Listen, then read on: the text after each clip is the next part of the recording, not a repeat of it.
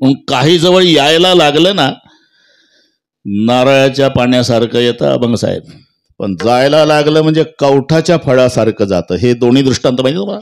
नारळातलं पाणी माहिती आहे, पाणी नारळ फोडून बघा तुम्ही. या इकडे या, इकडे या. लय दिवसांनी भेट झाली. अंकुश बाबा काय उभे राहता का? आता कोणत्या निवडणूक आहे म्हणा, काय राहू द्या, हे बिनविरोध आहे, तिकडे जा. विठ्ठल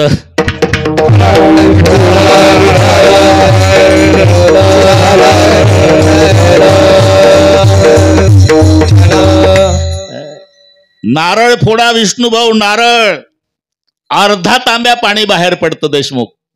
कोणी भरलं होतं पाणी? काय देवाची करणी, कस नारळात पाणी. बस कामापुरतं. तसं काही जवळ मायबापाला एकटं असतं. मामाचं येतं, आत्याचं येतं, चुलत्याचं येतं, सासऱ्याचं येतं. समजा नारळातलं पाणी. पण जायला लागलं ना, कवठाचं फळ. कवठाचं फळ हत्तीला खाऊ घाला. हत्ती फोडून नाही खात, तसंच गिळतो. जर तुम्हाला माझं खोटं वाटत असेल तर प्रत्यक्षात बघा. हत्ती तुम्ही आणा, कवट मी आणतो. मोठं काम यांच्याकडे देऊ, त्याला खाऊ घाला, खाऊ घाला. फोडून खात नाही विष्णुभाऊ, तसंच गिळतो. बरं गिळे नका, सकाळी तसंच बाहेर पडतं, फुटलं नाही. अरे फळ फुटलं नाही तसंच बाहेर पडलं तर हत्तीला काय फायदा? तुम्ही फोडून पहा, फळात काहीच राहिलं नाही, पोकळ झालं. नुसतं पोटात गेलं, रात्रभरात पोकळ. आतला गर गेला कुठं हे हत्तीलाच सांगता येत नाही. तसं काहीच जात कसं हे घरमालकाच्या लक्षात येत नाही. असं होऊ नये म्हणून जोडून या धन उत्तम व्यवहारी,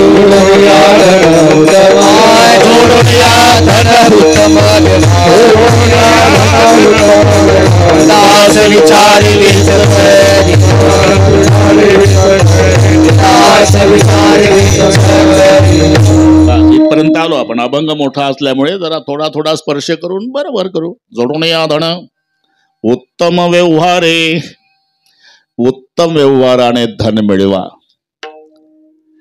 पण नुसता संचय सांगितला नाही, पुढचे शब्द उदास विचारे वेच करी.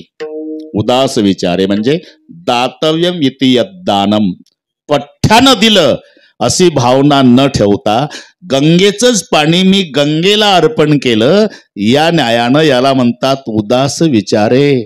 नाही तर मंदिराला देणगी 5,000 आणि फरशीचा खर्च 25,000. फरशी लावली 4x4ची, 5,000 रुपये देणगी आणि खर्च फरशी लावायचा 25,000. याला उदास विचारे नाही म्हणत. उदास. आता माणूस उदास कधी होतो याची काही कारण आहे. असंबंध ज्ञान आणि मिथ्या ज्ञान, या दोन ज्ञानाने उदासीनता येते. त्याचा आपला संबंध नाही तेव्हा उदास, आणि ते खोटं आहे तेव्हा उदास. एकदम सोपा, तुमच्या लक्षात आलं असेल. नंतर पेपर वाचत नाही का अभंग साहेब? रोज पेपर वाचतात माणसं, रोज पेपर वाचतात. संगमनेरच्या चंदनपुरी घाटामध्ये प्रवासी बस पलटी, 10 ठार 40 जखमी. चहाचा घोट घेता घेता वाचणं चाललं देशमुख. चंदनपुरी घाटात प्रवासी बस पलटी, 10 ठार 40 जखमी. शेजारचं आलंय. पेपर वाचला का साहेब आजचा? हे काय पडलाय? ती दुर्घटना वाचली का? हे काय 40 जखमी 10 ठार चंदनपुरी घाट. ठार मधली नाव वाचली का? काय घेणार, रोजच मरतात माणसं राव. मुंगळ्यासारखी माणसं झाली. 140 कोटी झाली लोकसंख्या, मेलेच पाहिजे. बसा चहा घ्या. अहो पण ठार मध्ये काय घेणं आपल्याला? रोजच मरतात माणसं, बसा चहा घ्या. अहो चहा जाऊ द्या, ठार मधली नाव व्यवस्थित. चष्मा लावला, हातात चहाचा कप आहे आणि ठार मधली नाव वाचायला सुरुवात केली तर 5व्या नंबरला याच्या जावयाचं नाव. उठून कप फेकला, काहून?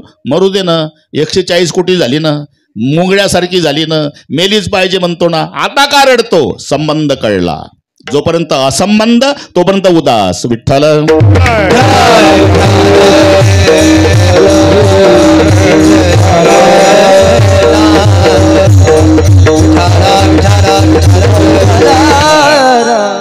असंबंध ज्ञानानं उदासीनता येते.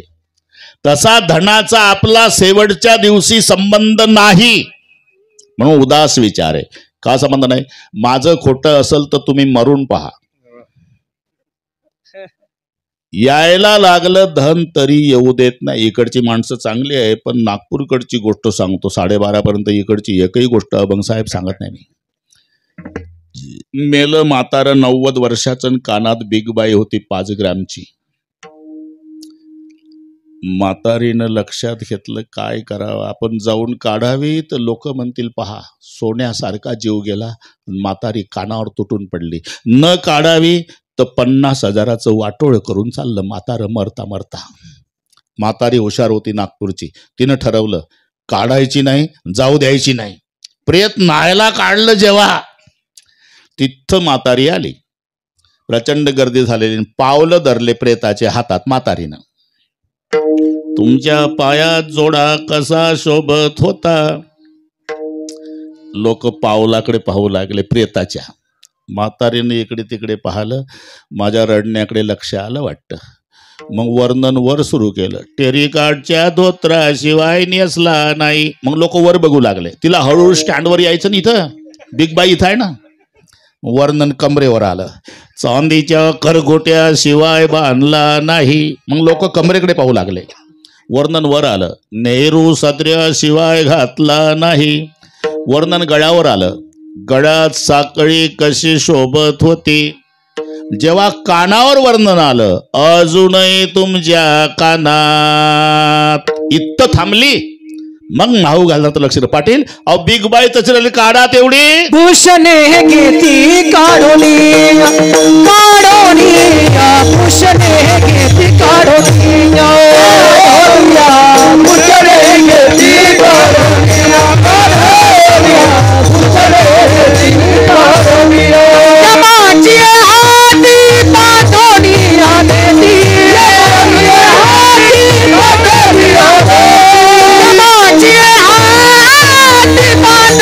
आलेती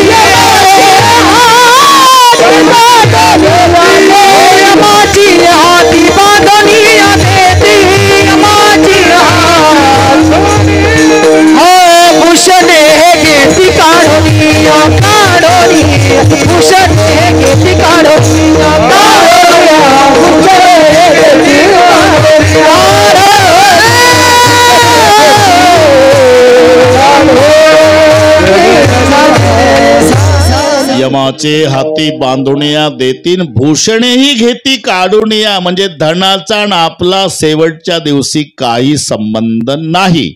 याला म्हणतात असंबंध ज्ञान. या ज्ञानाने उदास अथवा मिथ्या ज्ञान ते खोटं आहे. नाही तर मधुकरीवाला बाबा आला. अंगणात उभा आहे.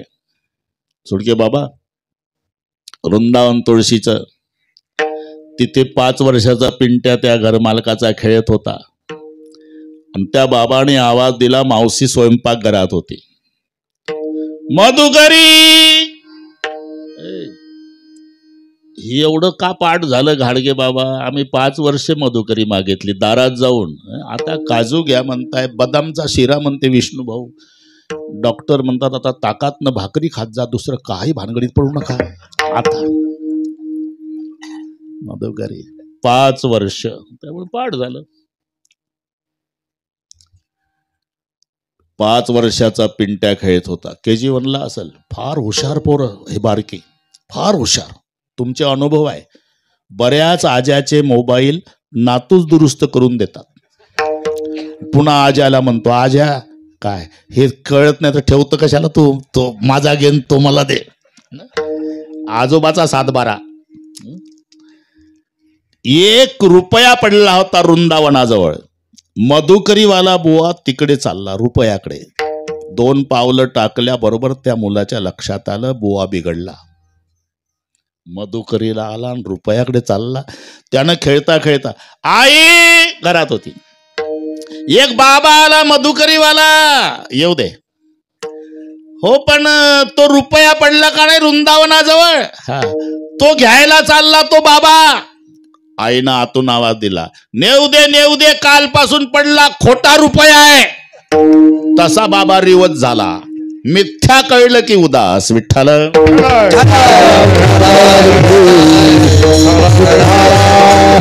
बरोबर गणितासारखं सोडू आपण अभंग. तुम्ही अजिबात टेन्शन, आमची पद्धत आहे अभंग घ्यायचा तो सोडवायला, ठोका ठाक्या नाही. नाही तर अभंगाचा आणि बुवाचा काही संबंध नाही. सुडके बाबा अभंग राहतो खानापूरला आणि बुवा शेवगावला. जय विठ्ठलच्या वेळेला पाथर्डी काय, आणि पुन्हा म्हणतं वेळ कमी असल्यामुळे अभंगावर बोलू शकलो नाही. बसला भाऊ म्हणलं बाकीचं 2 तास न बोलू शकत नाही. अभंग एक जगन्नाथ महाराज पवार होते, माहिती आहे सर्वांना.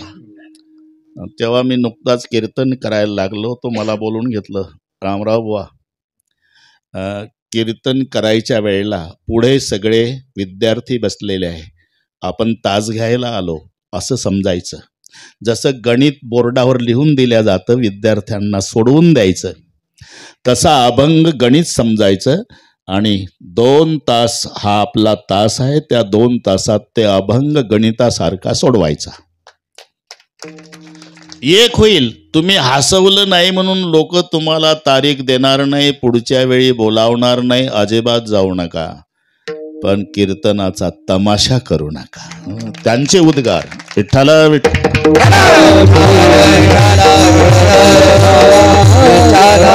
आता जवळ 70-80% करमणूक म्हणून पाहिल्या जातं.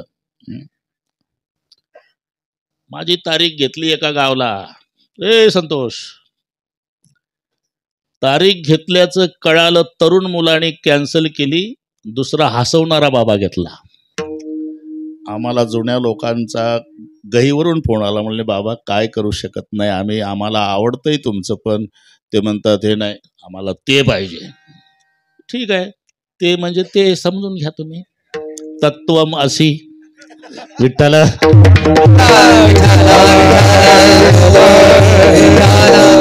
आपण इथपर्यंत आलो. जोडूनिया धन उत्तम व्यवहारे, उत्तम व्यवसायानं धन मिळवा, पण उदास विचारे वेच करी. हे माझं नव्हतंच, परमेश्वराने दिलेलं परमेश्वराला अर्पण केलं, या न्यायानं उदास विचारे वेच करी. नाहीतर रामकृष्ण परमहंसजी जवळ एक श्रीमंत आला, 1000 रुपये चांदीचे, हे तुम्हाला दान. ठीक आहे, स्वीकारलं मी, 1000 रुपये स्वीकारले तुझे, आता माझं काम ऐक, काय गंगेत नेऊन टाक. आता ते गेलं सकाळी गंगेत पैसे टाकायला आणि आलं 5 वाजता पैसे टाकून. का रे, सकाळी गेला होता तू 9 वाजता, हा आता 5 वाजले, 8 तास काय केलं, पैसे टाकले महाराज. 8 टाकला तर गंगेत पैसे टाकायला. महाराज खूप कष्टानं मिळवले होते, 1 रुपया टाकायचो, तळ्याला जाईपर्यंत बघायचो आणि मग दुसरा टाकायचो, म्हणून 8. अरे का मला जर दान केलं, ते पैसे जर माझे झाले, तर मग तुला एवढं वाईट वाटायचं काय कारण. हे स्वामीचे पैसे आहेत, स्वामीनं सांगितले गंगेला अर्पण. याला म्हणता उदास विचारे वेच. ठीक आहे महाराज, उत्तम व्यवसायाने धन मिळवलं आणि सत्पात्री उदास विचारे दान केलं तर फायदा काय.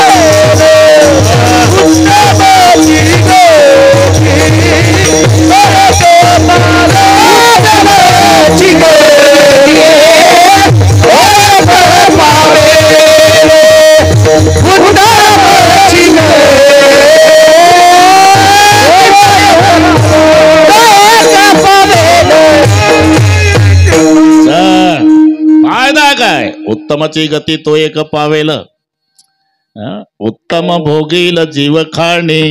सगळे गाणारी मंडळी एक नंबर आहे. स्वयंपाक बिघडायचं कारण काय? 4 सुना होत्या बरं का विष्णुभाऊ. 4ही सुना स्वयंपाकात तरबेज होत्या, तरी स्वयंपाक बिघडायचा. त्याचं कारण थोरलीला वाटायचं तिनं मीठ टाकलं नसेल तर दुसरी टाकायची,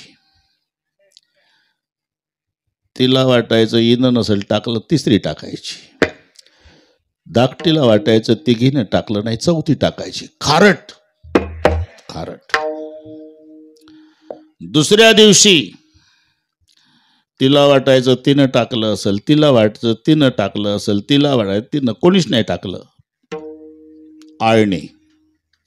सासूनं विचार केला एवढ्या माझ्या सुना स्वयंपाकात तरबेज आहे, एक दिवस खारटनं एक दिवस आळणी का होतं?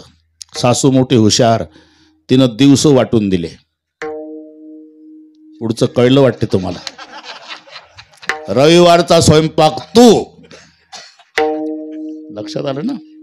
सोमवारचा तू, मंगळवारचा तू, आणि बुधवारचा तू. मग सुना आपापल्या दिवशी चांगला झाला पाहिजे म्हणून तयार. तसं दुसरं प्रमाण तुमचं झालं, वाटप करतो. तिसरं तुमचं होईल अभंगातला, चौथं तुमचं होईल आणि 5वं तुमचं होईल. आता आपल्या आपल्या वाराला तयार राहणं. आता खारट नाळणी होईल. दोघींनी टाकलो तर मीठ आता विठ्ठल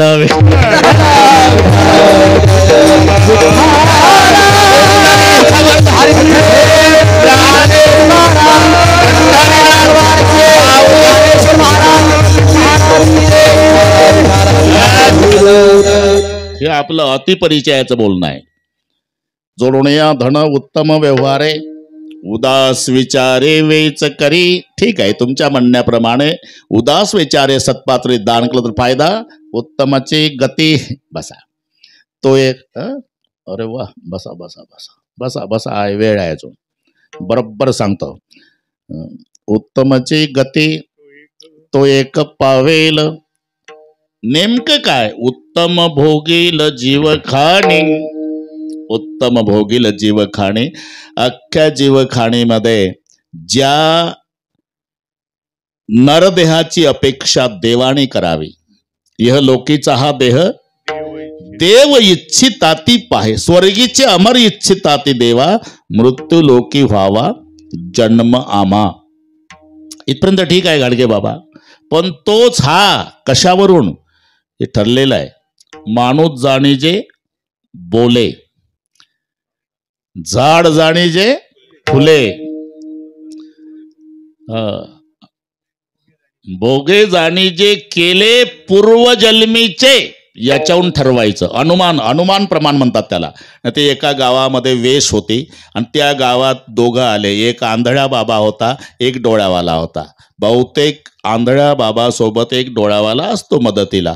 पहिल्यांदाच आले दोघेही. वेशीजवळ आले तेव्हा तो डोळ्यावाला आंधळ्या बाबाला, थांब इथं थोडा वेळ, का मी भोपळे आणतो म्हणला. भोपळे इथं हातगाडा आहे का रे? नाही. मग भाजी मंडळी आहे? नाही. शेतात आहे? नाही. मग आहे कुठं? वेशीजवळ वेलाला. किती आहे रे? 25 असतील. आंधळ्याने विचारलं, तार कंपाऊंड आहे का? नाही. कुंपण आहे का? नाही. कुत्र बांधून आहे का? नाही. राखणवालं कोणी आहे का? नाही. आणू नको, कडू आहे. डोळावाला म्हणला, हे पहिल्यांदाच आलं, हे आंधळे असून मला सांगतं कडू आहे. अरे तू पहिल्यांदा, मी पहिल्यांदा, तुला कसं माहित कडू आहे? माझ्यावर विश्वास नाही का? तुझ्यावर विश्वास ठेवू का? खांद्यावर हात ठेवून चालतो माझ्या, आणि विश्वास तुझ्यावर? जाण. डोळावाला गेलं, तो दुधी भोपळा तोडला, पहिला चाखून बघितला तर कडू. चकित झालं. पाया पडला आंधळ बाबा. काय कमाल आहे, तू मी पहिल्यांदा या गावात आलो, तू आंधळा असून तुला कसं कळलं भोपळे कडू आहे? अरे साधं गणित आहे. वेशीजवळ वेलाला तार कंपाऊंड नाही, कुत्र बांधून नाही, राखणवालं नाही. लेका हे खाण्याच्या लायकीचे असते तर खानापूरच्या लोकांनी येलं उपटून नेले असते. अजून कोणी हात लावला नाही म्हणजे एकही भोपळा गोड नाही. जसं अनुमान आहे तसं तोच हा. कशावरून? त्याच्या आचरणावरून. परउपकारी नेने परनिंदा, परउपकारी नेने परनिंदा, परउपकारी नेने परनिंदा,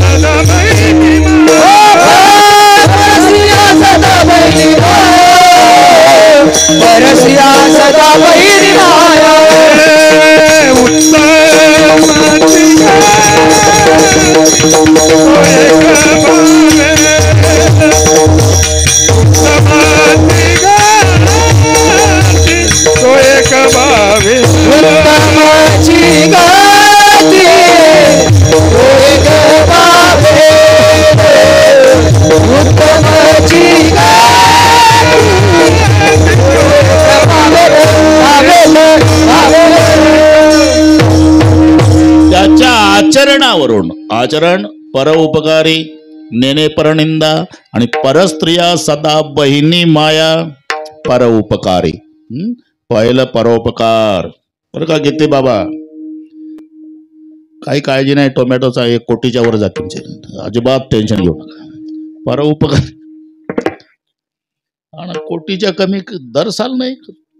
काय जादू आहे कुणास. 1 कोटी झाले मग. हा ना, सध्या पंजाबराव डकचा आणि रामराव ढोकचा अंदाज बरोबर असतो. कोटीवर गेला विठ्ठल.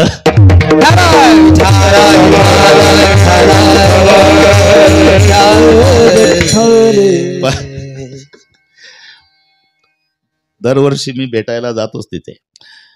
परोपकारी परोपकार पुण्य ते जाणारे भाईनो परोपकाराचे. अष्टादश पुराणेषु व्यासस्य वचनद्वयम् परोपकार पुण्याय आणि पापाय परपीडनम. दुसऱ्याला पीडा करणं याचं नाव पाप आहे आणि परोपकार करणं याचं नाव पुण्य आहे. म्हणून नाही जास्त करताला थोडा. तुका म्हणे फार थोडा तरी परोपकार. बरीच जास्त डोकं चालवणारी माणसं इथंही डोकं चालवतात. तुमच्या संतांनी सांगितलं ना महाराज, काय थोडा तरी. अरे थोडा तरी नंतर आहे, पण पहिला आग्रह फारचा आहे ना. फारवर थांबणं आधी.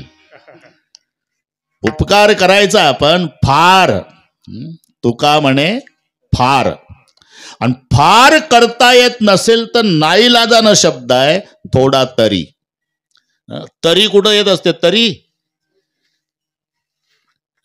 ते गटारा मावशापर्यंत होती ते तरी नाही. श्रावण लागलाय आता. तरी कुठं येते पातेल्यात नाही. नाईलाजानं. नाईलाजानं तरी शब्द येतो. 7 दिवस सप्ताह आमच्या गावात. या कीर्तनाला दररोज शक्य नाही. काल्याला तरी तरी आहे. तरी म्हणजे नाईलाज झाला. 7 दिवस नाही जमत तर निदान काल्याला तरी. तसं अन्नदान करा शक्य नाही महाराज. पाणी तरी.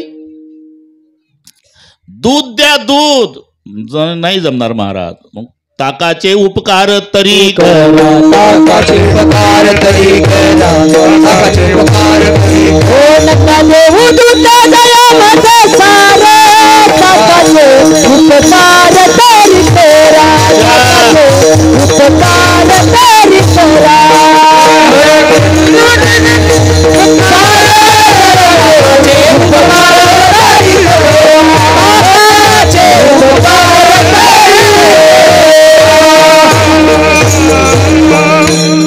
नका घालू दूध दूध नाही जमत तर ताकाचे उपकार तरी करा म्हणजे दूध नाही तर ताक तरी अन्न नाही तर पाणी तरी तसं फार नाही थोडा तरी आधी फारच आहे तुका म्हणे फार बरं का वरपे साहेब त्यांची कोटीच्या पुढचीच आहे नर्सरी हे सगळे कोट्यावाल्याच इकडे राहटय कोटीवाले हे गीते कोटीवाले पण एवढं असून पाय जमिनीवर आहे ही संताची कृपा आहे लक्षात त्यांचे वडील होते गीते बाबा मला दरवर्षी घरी न्यायचे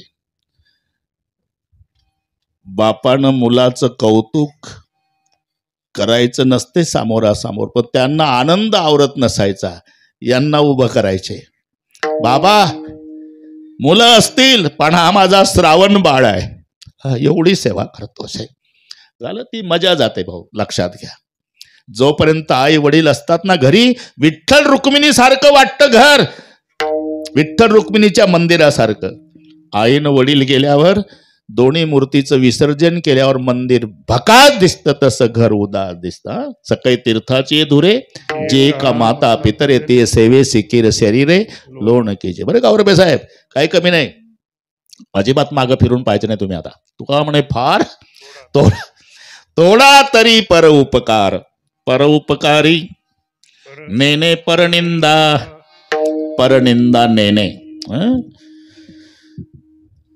ते परनिंदा कारण निंदा करणार नसल तर भाड्यानं ठेवा केलीच पाहिजे निंदा नसल तर त्याला भाड्यानं ठेवा जागा नसेल तर अंगणात झोपडं बांधून द्या त्याला सकाळचा चहा नाश्ता दुपारी जेवण रात्रीचं जेवण 2 वेळेला देत जा फायदा काय निंदक निहेरे रखिये अंगन कुटी छवाये बिना पाणी बिना साबू निर्मल करे सुभाये तुम्हाला स्वच्छ करायचं काम जन्मभर निंदक करतात हे लक्षात ठेवा आणि निंदकासारखं प्रेम जगात कोणाचं नाही सर्वात बसा म्हणाव खाली बसा भेटू आपण सर्वात जास्त प्रेम जर असेल जगात प्रेम म्हटलं की आई का नाही पतिव्रतेत सीता शास्त्रात गीता प्रेमात माता प्रेमाच्या बाबतीत आईचं उदाहरण असते विष्णुभाऊ पण किती प्रेम बाळावर आईचं असू द्या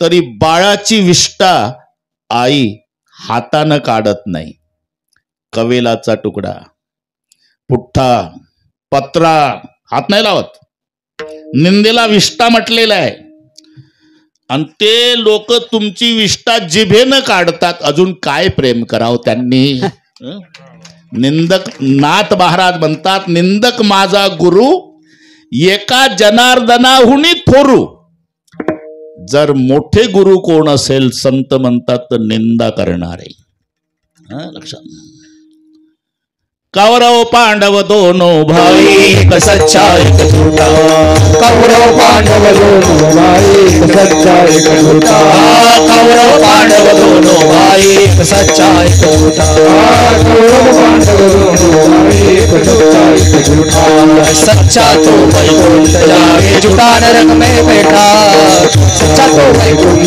जाए झूठा नरक में बैठा सच्चा तो वैकुंठ जाए झूठा नरक में बैठा सच्चा तो वैकुंठ जाए झूठा नरक में बैठा सच्ची बात कबीर जी की निंदा मत करना किसी की सच्ची बात कबीर जी की निंदा मत करना किसी की सच्ची बात कबीर जी की निंदा मत करना किसी की सच्ची बात कबीर जी की निंदा मत करना कौरव पांडव दोनों भाई एक सच्चा एक झूठा सच्चा तो वैकुंठ जावे झूठा नरक में बैठा सच्चा तो वैकुंठ जावे झूठा नरक में बैठा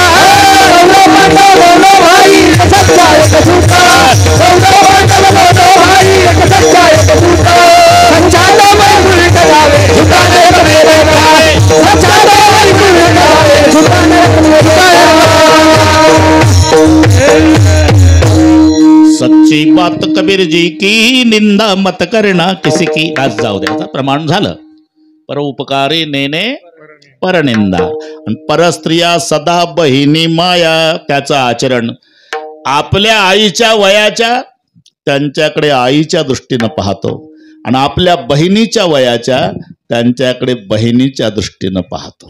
परस्त्रिया सदा बहिनी माया, असत्य वचन और कठोरता परस्त्री जोरू समान, इतने पर नरक ना मिला तो तुलसीदास जमान. याच्या उलट त्यांना तिथं बसा म्हटलं, पण ते आलेच पुढं.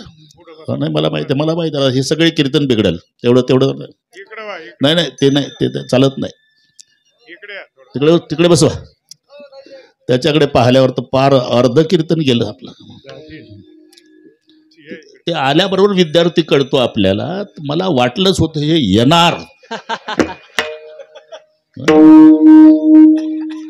असा श्रोता पुढं असल्यावर जय विठ्ठलच करावं लागते. मग श्रोता दुःसिते तरी वितुळे मांडला रसू.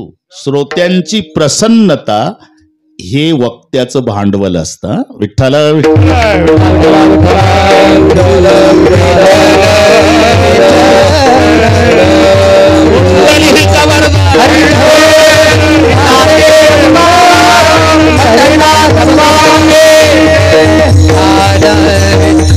जमला आता. बसा राट बसा.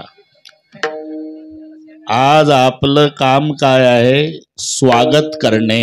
या रे लहान थोर, या ते भलते नारे नर. कोणी असू द्या, नमस्कार करायचा चारही भावानी आणि पोटभर जेवू घालायचं. आज आज आज तुमच्याकडे ते काम आहे. ते बाबा जमलं आता. परोपकारी नेने परनिंदा. मी सांगत होतो, असत्य वचन और कठोरता परस्त्री जोरू समान, इतने पर नरक ना मिला तो तुलसीदास जमान. याच्या उलट सत्य वचन लीनता परस्त्री मात समान, इतने पर स्वर्ग ना मिला तुलसीदास जमान. म्हणून परोपकारी नेने परनिंदा आणि परस्त्रिया सदा बहिणी माया. अर्धा तास बरोबर आहे. अजिबात टेन्शन घ्यायचं नाही. सर्वांनी हात वर करा. शूटिंग वाले तेवढे हात घ्या. अरे हा कायमस्वरूपी मोठा फोटो लावायचा महेश भाऊ आपल्या बंगल्यात. वास्तुशांतीच्या निमित्ताने कीर्तनामध्ये भजन करणारा जनसागर. ते हात दुखायच्या आधी की भाऊ जमत तसन तर या स्टेजवरून घ्या. ते तिकडचे ते तिकडे, हे इकडे आहे. हे मोठे मोठे लोक सापडते का पुन्हा? हे अभंग साहेबाचे हात आले का? आढा बाबा थांबा, आता घाई करू नका. हार घाले थांबा. 2 मिनिट आनंद करायचा आपल्याचा. आनंद लुटायचा आहे. विठोबा रखुमाई. थांबा. एक हात वर, टाळी वाजवा अशी. एक ताकद लावा.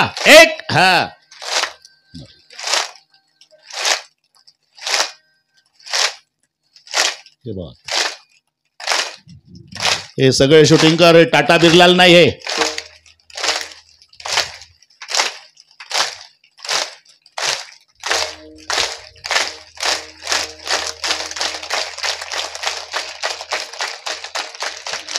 विठोबा रखुमाई.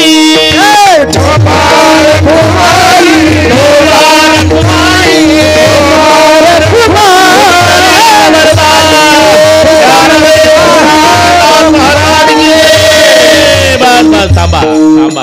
बरोबर जमते. दोन्ही कामं करू. इकडे चाल म्हणा आणि इकडे हार चालू द्या. म्हणजे जोडून आदन उत्तम व्यवहारे. जोडून आदन उत्तम व्यवहारे. जोडून आदन उत्तम व्यवहारे. जोडून आदन उत्तम व्यवहारे. जोडून आदन उत्तम व्यवहारे. जोडून आदन उत्तम व्यवहारे. जोडून आदन उत्तम व्यवहारे. जोडून उत्तम व्यवहार उदास विचार वेच करी उदास विचार वेच करी उत्तमची गती तो एक पावेल उत्तमची गती तो एक पावेल उदास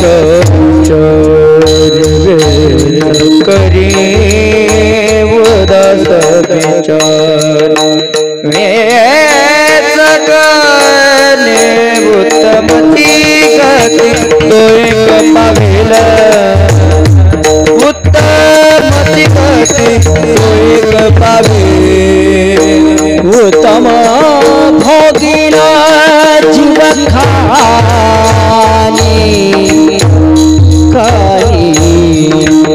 उत्तम भोगिन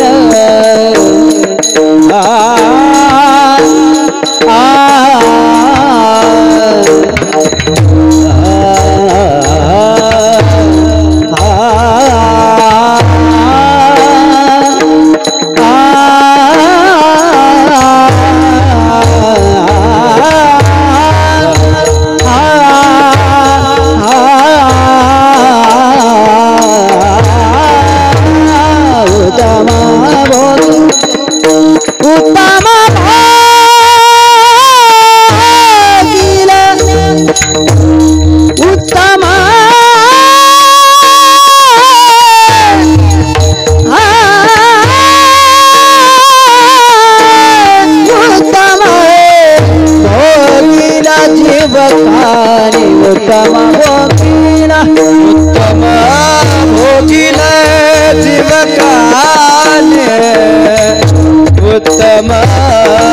भोगिल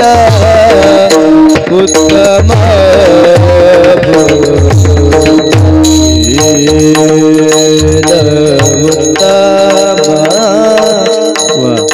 उत्तम भोगिल जीव खानी उत्तम भोगिल भोगिल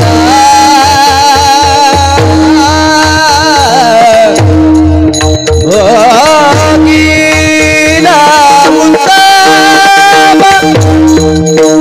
भोगिला भोगिला उत्तम भोगिला जीव खानी उत्तम भोगी उत्तम भोगिल जीव खानी उत्तम भोगिल जीव उत्तम ग म प धरि पद प ग म सा ग म ग म धरि पद उत्तम भोगिल उत्तम भोगिल जीव खानी उत्तम भोगिल जीव उत्तम उत्तम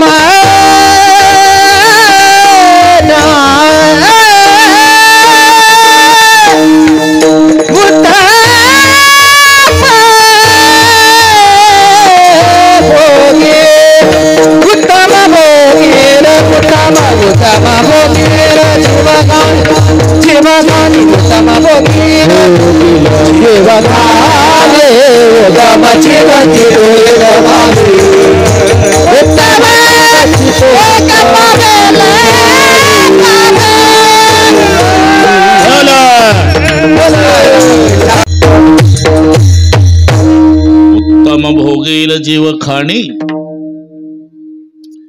म्हणजे त्याचं आचरण असं असेल, परोपकारी नेने परनिंदा परस्त्रिया सदा बहिणी माया. ओ महाराज ठीक आहे, पण उत्तम व्यवसायानं धन मिळवायचं म्हणजे नेमकं काय ते नंतर सांगतो. तुम्ही करता काय? आम्ही शेती करतो बुवा, दुसरं काय. शेती करताना मग बीजभूमी नांगरू या भांडवलाचा आधारू, हे 3 शब्द दिले. शेतकरी आहे ना, बियाणं, जमीन आणि नांगर याच्या द्वारा मिळणार धन. नांगरानं जमिनीची मशागत करायची, त्याला जमीन पाहिजे, भूमी, नांगर, आणि मग वापसा साधला की बी पेरायचं, पीक काढायचं, आणि हे तुमच्या दृष्टीनं उत्तम व्यवसायानं मिळालेलं धन. बीजभूमी नांगरू. पण हा जुना काळ झाला महाराज, जरा बदलावं लागेल ना. पूर्वी होतं ते उत्तम शेती, उत्तमच आहे तुमच्याकडे, उत्तम शेती, मध्यम व्यापार, कनिष्ठ नोकरी. आता काय झालं, आता खालचं वर गेलं आणि वरचं खाली आलं. अभंग साहेब 100 एकर जमीन, अर्ध्या एकरात वाडा आणि एकुलता एक मुलगा, लग्नच होईना. पार्ट्याच्या पार्ट्या यायच्या आणि गुलाबजाम खाऊन जायच्या. वैतागून गेला बाप. एक दिवस विचारलं किती पाहुणे येणार आहे, 15. सगळी व्यवस्था, 15 पाट मांडले, 15 बादल्या ठेवल्या पाण्याच्या, साबणा घेऊन 15 पोरं टावेल घेऊन हे आले, हे पाटावर उभे केले, यांचे पाय धुतले. लग्न जुळलं पाहिजे मुलाचा बा. मग कांदा पोहे झालं, उपीट झालं, इडली सांबार, दुपारचं दाबून जेवण झालं. पाहुणे असे वसतात, जेवण होईपर्यंत विषय काढला नाही. कोण्या गावाचे पाहुणे विचारू नका, ऐकत राहा. जेवण झाल्यावर मुलगा काय करतो, मी म्हणतो आल्या आल्या विचारायला काय अडचण होती का. बाप म्हणला 100 एकर जमीन, अर्ध्या एकरात वाडा, एकुलता एक. मुलगा काय करतो, आता लग्न जुळलं पाहिजे, बाप तेच सुरू करायचा. 100 एकर जमीन, अर्ध्या एकरात वाडा, एकुलता एक. मराठी कळते का तुम्हाला. करतो काय, अहो करतो काय म्हणजे 100 एकर जमीन आहे, शेती करतो. शेती करतो का. मग आमच्यातला एक महत्वाचा पाहुणा यायचा राहिला, आम्ही इकडून जातो, तुम्हाला मोबाईल करतो, समजायचं हे फुकट गुलाबजाम खाऊन चालले. वैतागून गेला बाप. एक दिवस पतसंस्था होती गावात, तिथं वडील आले 100 एकर वाले, आणि तिथल्या मॅनेजरला विनंती केली, साहेब माझ्या मुलाला नोकरी, जागाच नाही कोणती, काही करा, वॉचमॅनची सुद्धा चालेल, वॉचमॅनची जागा नाही. हे पहा साहेब, आपण दोघं जाऊ, इथं माझ्या मुलाचा पगार सुद्धा मी देतो. साहेब तो उभाच झाला. पगार देता तर नोकरीची गरज काय. अहो लग्न होत नाही हो. मग उद्यापासून सांगेल ना मी, काय पठ्ठ्याचा मुलगा वॉचमॅन आहे, उत्तम नोकरी, आणि तुम्ही सांगता बीजभूमी नांगरू या भांडवलाचा आधारू. एवढ्यावर जमते का महाराज. मग काही जोडधंदा सांगा ना. भूत दया गाई पशुचे पाले, भूत दया गाई पशुचे पाले, भूत दया गाई पशुचे पाले,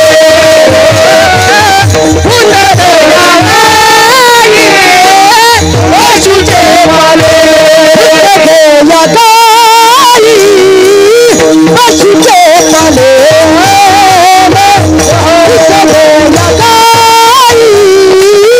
पशुचे पाले,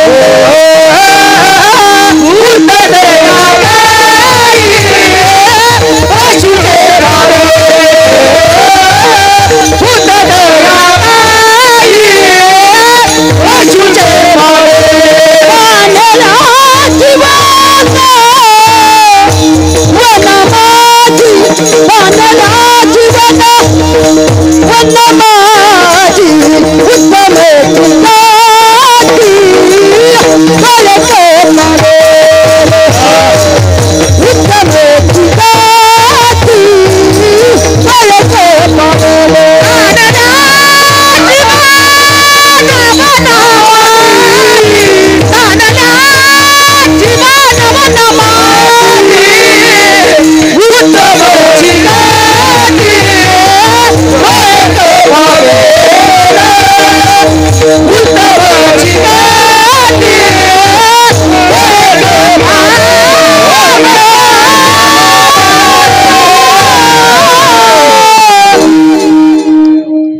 जोडधंदा सांगा ना. आहे ना, भूतदया, गाई, कुक्कुट पालन. अभंग साहेब, हे मायबाप सरकारनं सांगितलं कुक्कुट पालन, संतांनी सांगितलं गाई पशुचे पालन. आता काही काही सुधारणा करतात, कोड्या गाथ्यात अभंग आहे कोणाच माहित, पण ते सांगतात संडे हो या मंडे. आहे का बुवा लोक गाथ्यात? त्यांच्याकडून ऐका ते अभंग कुठून काढले काय माहिती. संडे हो या मंडे, दुधासारखे पवित्र अंडे. असं संडेला मंडेला अंडे पवित्र दुधासारखे. अरले का दुधासारखं अंड पवित्र असतं तर ज्ञानोबारायानं ज्ञानेश्वरीत लिहिलं असतं, पाहे पा अंड पवित्र आणि गोड. मग दूध पवित्र आणि गोड. तू अंड्याची बरोबरी दुधाची बरोबरी अंड्याला. अरे गाईचं दूध आणि आईचं दूध सारखंच आहे ना, पण जमीन अस्मान इतकं अंतर आहे. गाईच्या दुधात आणि आईच्या दुधात काय फरक आहे? गाईचं दूध जगायला उपयोगी पडतं आणि आईचं दूध माणसाला जगणं शिकवतं. हे लक्षात ठेवा. जिथले का आईचं आणि गाईचं दूध नाही बरोबरी करत, तू अंड जोडतो वेल्डिंग त्याला. संडे होया मंडे का? अरे दुधाचा जन्म वात्सल्यातून आहे आणि अंड्याचा जन्म वासनेतून आहे. वासना वेगळी, वात्सल्य वेगळे. कोंबडा आणि कोंबडीच्या वासनेतून जन्म झाला वरपे साहेब, त्याला म्हणतात अंड. आणि वासराच्या वात्सल्यातून जन्माला आलं ते दूध. शेतकरी बसलेले आहे, गाय चरून आली की वासरू सोडल्या जातं. ते भुकेलेलं वासरू असतं तेव्हा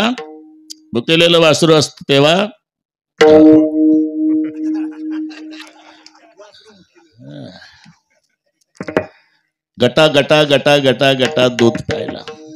दूध संपल्यावर झटके मारत, एवढे झटके मारत मागून पूर्ण गाय उचलतं ते वासरू, तरी गाय रागवत नाही, पुन्हा पाणावते. याला वात्सल्य म्हणतात. तानयाचे लागला झटे, अधिकची फाना फुटे. अरे हे वात्सल्य आहे. म्हणून घराची व्याख्या काय विष्णुभाऊ? घर में माई, गोठे में गाई और खेत में भाई. हे तुमच्या करताच आहे. उसकी क्या देखना कमाई. इथे माई शब्दाचा अर्थ आई असली तरी दुसरा एक प्रेम शब्द होतो. माया म्हणजे प्रेम. एकमेकाचं एकमेकावर प्रेम असावं बरं का गीते बाबा. घर में माई, गोठे में गाई, गोठ्यात गाई असाव्या. आयु सत्व बल आरोग्य सुख प्रीती विवर्धना, हे गुण ज्याच्यात ते दूध प्यायला मिळतं. शेतीला बैल मिळतो, खत मिळतं. जनावराचं काहीच वायाला जात नाही, माणसाचं काही उपयोगाला येत नाही. जनावराच्या केसाच्या घोंगड्या, आमच्या केसाचं काय होत नाही. जनावराचं हाडाचं खत होतं, आमच्या हाडाचं काय होत नाही. जनावराच्या कातड्यापासून चपला मोठा जोडे, आमच्या कातड्याचं काय होत नाही. शेणानं घर सारवल्यावर स्वच्छ होतं. मी काय बोललो का? तुम्ही हसा ना. गुलाबजाम खा. पशु की होत पनई, नर का कछु ना होय. म्हणून गाई, गोठे में गाई और खेत में भाई. विष्णुभाऊ, बाळासाहेब, आप्पासाहेब, महेश, आई वडील गेल्यानंतर प्रमुख भूमिका विष्णुभाऊनं सांभाळली. आप्पासाहेब मोठे असले तरी. आणि असाच एकोपा शेवटच्या श्वासापर्यंत असू द्या. आमची काही इच्छा नाही. त्यासारखी मजा नाही. हे पहा, साध्या गोष्टी सांगतो मी. साध्या, आता काय 15 मिनिट राहिले. झाडूची मूठ बांधली असते गीते बाबा, झाडूची मूठ मजबूत बांधलेली असते. झाडूची मूठ मजबूत बांधली, अख्ख्या घरातला नांगणातला कचरा झाडू काढतो. कशामुळे? हे लक्षात ठेवा. मूठ बांधली आहे ना, पक्की मूठ बांधली म्हणून कचरा काढतो सगळा. मूठ सुटू द्या, झाडूचा कचरा होतो. हेही लक्षात ठेवा. म्हणून हे नसेल पटत तर तुमच्या भाषेत सांगतो. द्राक्षाचे बागायतदार आहे तुम्ही. छोटा शेतकरी असेल तर टोपल्यात द्राक्षाचे घड घेतो, शेवगावला पैठणला नेतो, रस्त्याच्या काठाला बसतो विकत. ते मणी सुटे झाले असतात का नाही, मणी काय फेकून देतो का? मेहनतीचं आहे ते. एका छोट्या टोपल्यात ठेवतो बरं का मणी, आणि घड एका टोपल्यात. मणी मणी एका टोपल्यात आणि घड एका टोपल्यात. तुमचे अनुभव आहे. ग्राहक लागतं. हे घडाचे द्राक्षे काय भाव? 100 रुपये किलो. आणि हे मणी 20 रुपये. काय फरक आहे का? तेही द्राक्षेच आहे, ही द्राक्षेच आहे. त्याची किंमत 100 का? घडाला चिकटून आहे. याची 20 का? घड सुटला. विठ्ठल.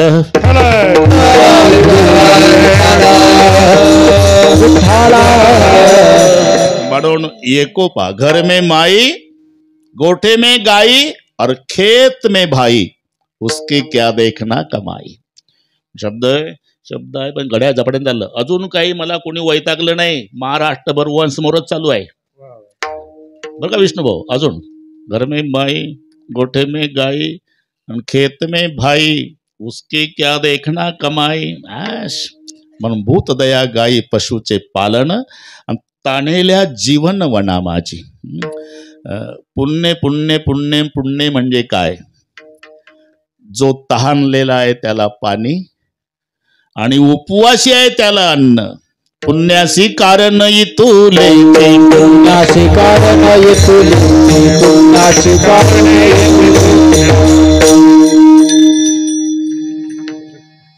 शुद्धेलासी अन्न, शुद्धेलासी अन्न, तानेला जीवन, शुद्धेलासी अन्न, तानेला जीवन,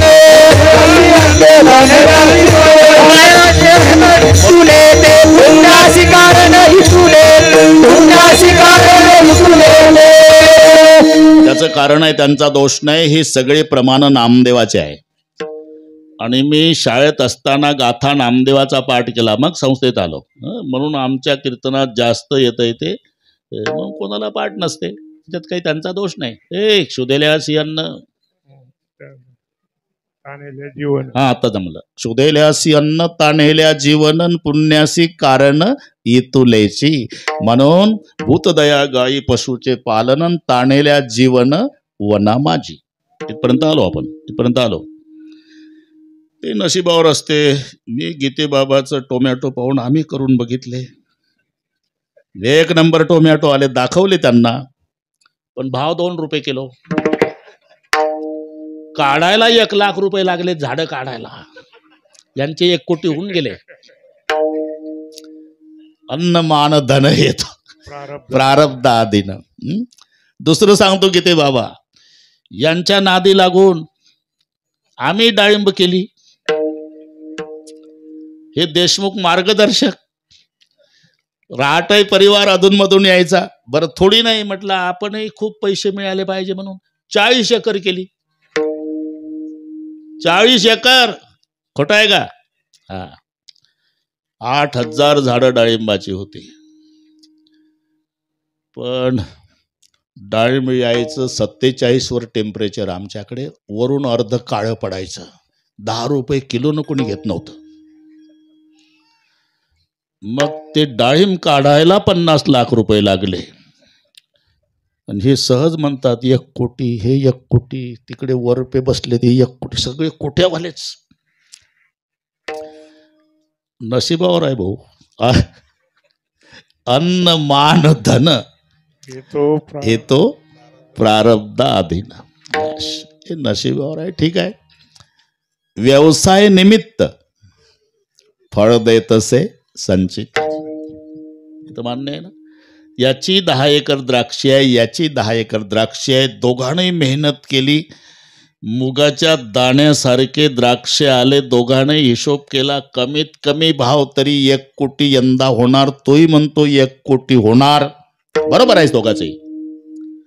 हा 1 दिवस गेला पैठणला आणि गड्याला सांगून गेला फवारणी करा. गड्यानी केली फवारणी 10 एकरात. 2 दिवसांनी सगळे मणी खाली आले. का? तणनाशक. याला 1 कोटी झाले, त्याचे 10 लाख जवळचे गेले. व्यवसाय निमित्त फळ देतसे संचित. चांगलं आहे तुमचं, चांगलं आहे. मृतदया गायी पशुचे पालन जमला आता. ताणेल्या जीवनवणा माझी. चांगलं आहे. बंधू बंधूचं प्रेम. मग आम्ही रामायण सांगतो. कधी कधी म्हणतो आम्ही रामायण सांगतो, पण बघायचं असेल तर राहटळी परिवारात जा. भावा भावाचं प्रेम आहे. आनंद आहे. त्यासारखा आनंद नाही. त्यासारखा आनंद नाही. आता वास्तुशांतीचा दिवस आहे. एक कल्पना करा. पाहुणे येतात सकाळीपासून.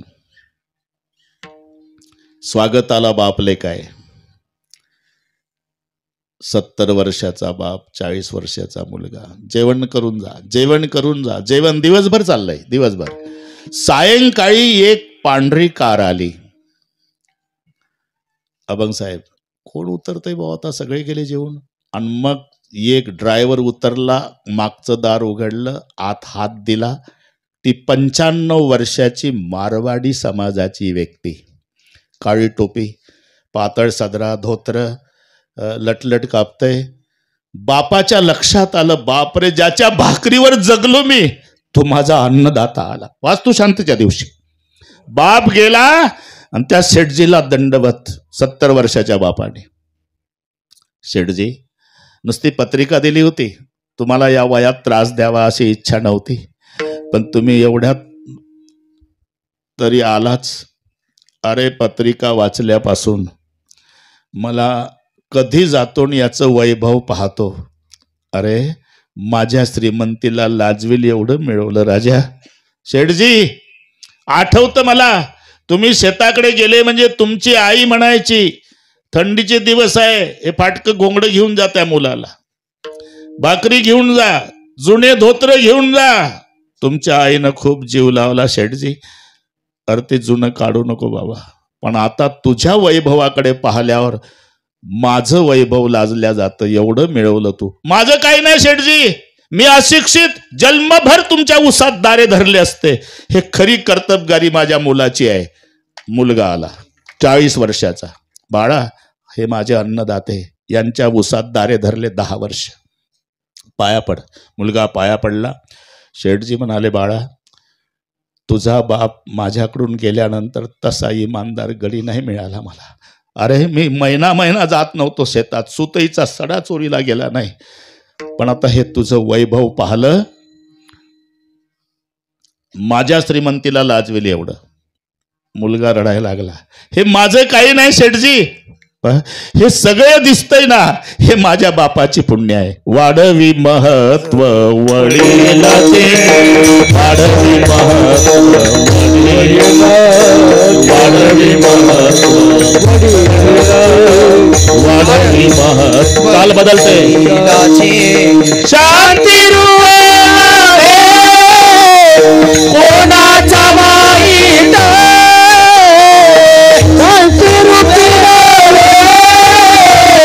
कोणाचा वाईट, शांती रूप कोणाचा वाईट.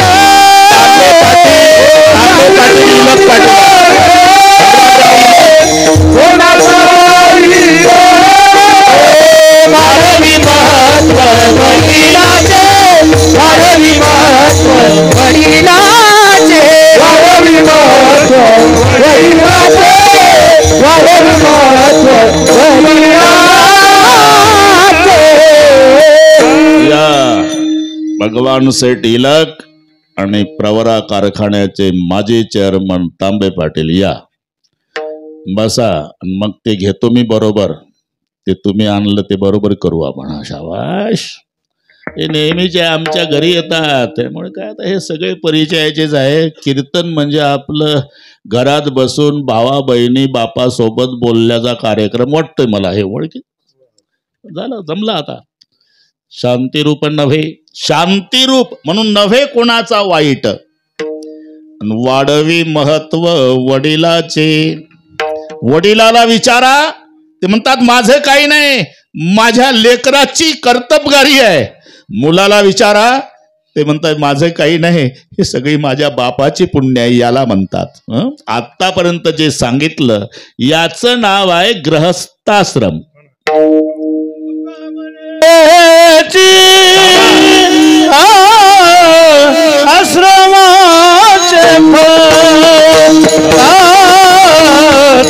म्हणे भेटे आश्रमाचे तुका म्हणे हेची आश्रमाचे फळ तुका म्हणे हेची आश्रमाचे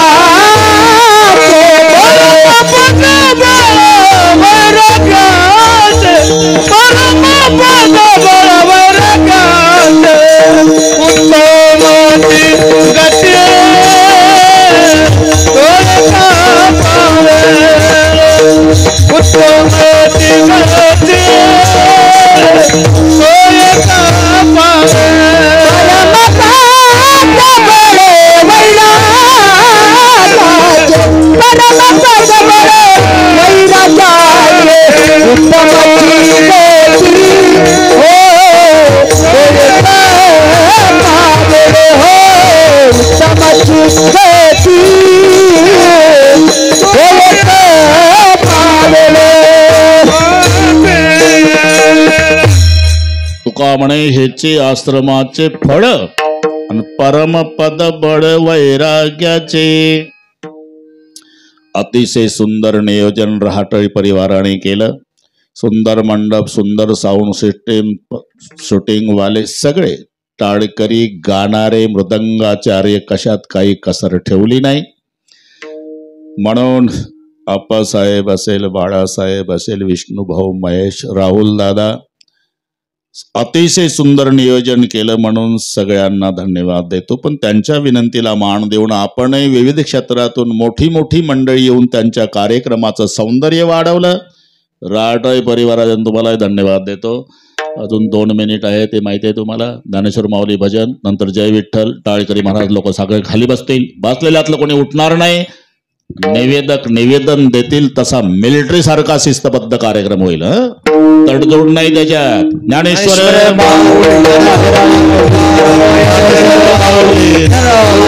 ज्ञानेश्वर माऊली,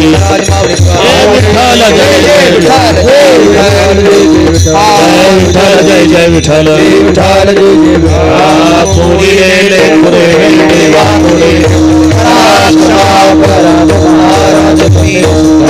नाही विचारिला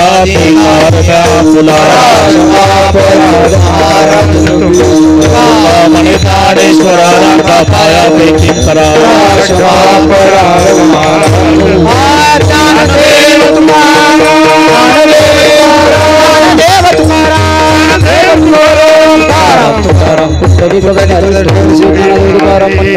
भगवान की